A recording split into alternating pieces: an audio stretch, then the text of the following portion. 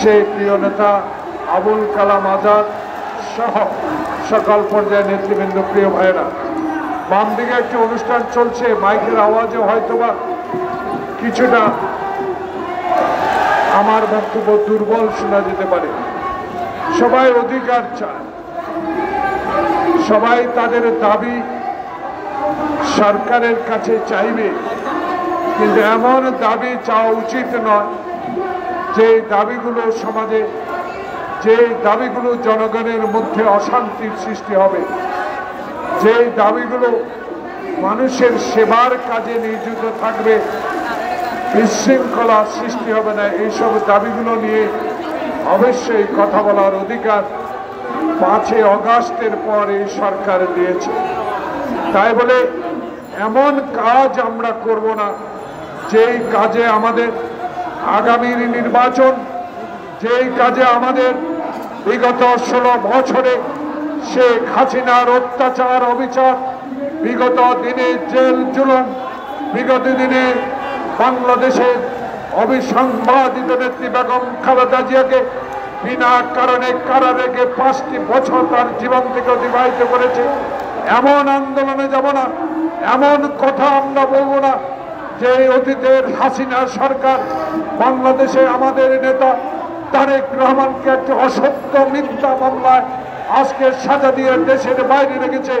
আজকে নবীন দলের প্রত্যাশা ছিল 3 মাস অতিবাহিত হলো, 4 মাস অতিবাহিত হলো, এখনো আমাদের প্রিয় নেতা তারেক রহমান 16 বছর বাইরে থাকার পরও দেশে কেন আসতে পারল না? জনগণের সামনে প্রশ্ন জেগে উঠেছে। প্রিয় ভাইয়েরা, নবীন দল তাই আজকে প্রত্যাশা করছে এই সরকারের কাছে, আসুন আমাদের প্রিয় নেতা সহ বাংলাদেশে 40 লক্ষ মামলা দায়ের করেছে শেখ হাসিনা। আওয়ামী লীগ সরকার যেখানে আয়না ঘর বানিয়ে আমার মায়ের বউ সন্তানকে পৃথিবী থেকে চির বিদায় দিয়েছে, আজকে সেই সরকার আর নাই। এখন আছে জনতার বিপ্লবের সরকার, এখন আছে ছাত্র বৈষম্যর আন্দোলন। যেই ছাত্ররা 2000-এর উপরে রক্ত দিয়ে বাংলাদেশে কথা বলার অধিকার ফেরত দিয়েছে, আমার ভাইদেরকে কথা বলার অধিকার দিয়েছে, এই সরকারের বিরুদ্ধে এখন কথা বলার সময় নয়। এখন কথা বলার সময় সকল মামলা প্রত্যাহার করে দেশ বাংলাদেশের জাতীয়তাবাদী শক্তির প্রাণপুরুষ তারেক রহমানকে দেশে ফিরিয়ে আনা। আজকে তাই সরকারের কাছে আবেদন জানাবো, আমরা তো আপনাদের বিরোধী নয়, আমাদের রক্তের বিনিময়ে আমাদের আন্দোলনের ফসল আজকের এই সরকার। এই সরকারকে আমরা সহযোগিতা করতে চাই, কিন্তু এই সরকারের কাছে আমাদের দাবিও থাকবে, যেখানে আমরা হাঁটু পানিতে দাঁড়িয়ে রাত কাটিয়েছি, যেখানে আমরা কবরস্থানে ঘুমিয়েছি, আমরা যেখানে মামলা কাঁধে নিয়ে এক ডিস্ট্রিক্ট থেকে আরেক ডিস্ট্রিক্টে ঘুরিয়ে বেরিয়েছি, সেখানেও পুলিশ গ্রেপ্তার করেছে, অত্যাচার করেছে, আমাদের মেরুদণ্ড ভেঙে দিয়েছে। প্রিয় ভাইয়েরা, এই সরকার জনগণের সরকার, এই সরকার শুধু নির্বাচনের সরকার।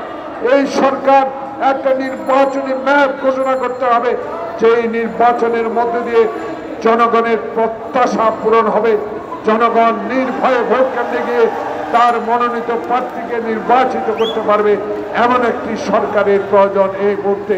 তাই এই সরকারের কাছে আমাদের দাবি থাকবে, আর দেরি নয়, দেরি মানে ষড়যন্ত্র আবার বেড়ে উঠবে, দেরি করা হলে আবার ষড়যন্ত্রকারীরা রাস্তায় নেমে পড়বে, দেরি করলে আবারও ভারত আবার ষড়যন্ত্রের রূপ ধারণ করে শেখ হাসিনাকে যেভাবে আশ্রয় দিয়েছে, সেখান থেকে আবার ষড়যন্ত্র শুরু হতে পারে। বাংলাদেশে যেন সত্যিকার গণতান্ত্রিক সরকার আর না আসতে পারে। তাই তত্ত্বাবধায়ক ইন্টেরিয়াম গভর্নমেন্ট, অন্তর্বর্তীকালীন সরকার, আমরা আপনাদেরকে সমর্থন জানাই। এই সমর্থনের অর্থ এই নয় বাংলাদেশে নির্বাচন বিলম্বিত হবে, আবারও সমস্যার সৃষ্টি হবে, তাই সংস্কার করুন, আমাদের আপত্তি নাই।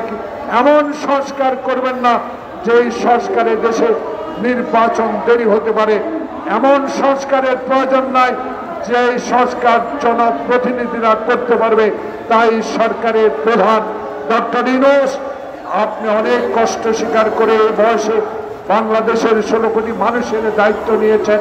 সেই দায়িত্ব দিয়েছে ছাত্র জনতা, সেই দায়িত্বের অক্ষরে অক্ষরে আপনি পালন করে যাচ্ছেন। আপনার বিরুদ্ধে আমাদের কোনো অভিযোগ নাই, কিন্তু বাংলাদেশের মানুষ বলা শুরু করেছে। 4 মাস হলো এখনো আওয়ামী লীগের প্রেতাত্মারা বিভিন্ন খানে বসে আছেন, তারাই ষড়যন্ত্র শুরু করেছে এই সরকারের বিরুদ্ধে। তাই যত সম্ভব যত তাড়াতাড়ি হয়, বাংলাদেশ জাতীয়তাবাদের ভারপ্রাপ্ত চেয়ারম্যান তারেক রহমান বলেছে এমন একটি নির্বাচন হোক যেই নির্বাচনের মধ্যে দিয়ে জনগণ তার সত্যিকার প্রতিনিধি বাছাই করতে পারে। এমন